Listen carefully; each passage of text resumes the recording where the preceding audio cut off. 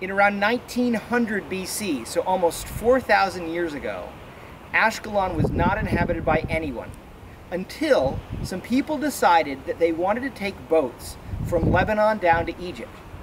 Ashkelon is right on the coast, and if you look over here,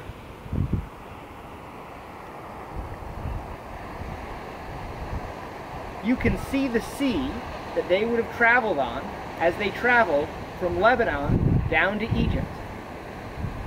They found along the way a site that they thought would be a good stopping place. Ashkelon had fresh water, and it also had something else.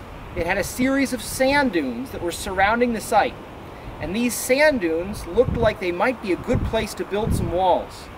So in around 1900 BC, the Canannites, a group of people probably coming from the area that is today Lebanon or Syria, decided to build a fortress city on the way to Egypt. And the way in which they built their fortress was to make this huge sloping rampart you can see next to me.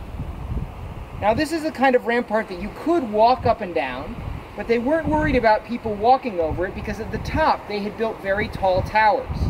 What they were worried about was someone tunneling under it.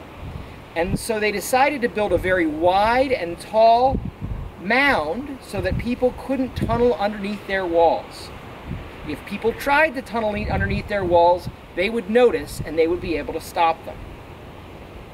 This was the foundation of a huge city because they built a rampart or a wall made of earth that was going to prevent tunneling more than 2 kilometers long. That's almost 2 miles. And this enclosed a city that was very large and gave them plenty of space to do all the things that they wanted to do.